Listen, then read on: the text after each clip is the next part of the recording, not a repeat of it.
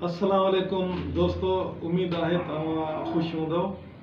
अॼु high blood pressure खे फौरी तौर ते नॉर्मल करण जो जेको आहे हिकु टोटको खणी करे हाज़िर थियो आहियां। ऐं हीउ अहिड़ो टोटको आहे जेको सवें मरीज़नि जेको आहे आज़मायो आहे ऐं उहे अल्हम्दुलिल्लाह बिल्कुलु जेके आहिनि उहे पंहिंजो ब्लड प्रेशर नॉर्मल करण में कामयाबु थी विया।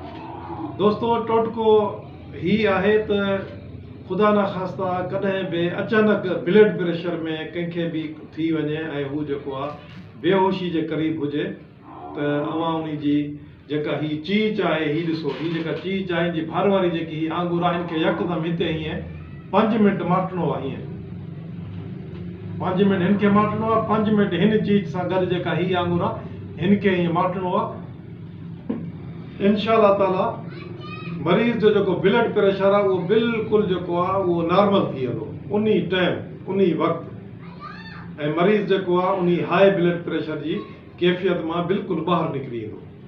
दोस्तो, इन वीडियो खे जेको आहे वधि में वधि शेयर कयो त जीअं असांजा उहे जेके आहिनि दोस्त भाइर जेके तमामु परे परे इलाइक़नि में रहनि था उन्हनि ताईं हीअ आवाज़ु जेको आहे पहुचे, हीअ टोटको जेको आहे पहुचे ऐं उहे बि इन टोटके मां फ़ाइदो हासिलु करे सघनि।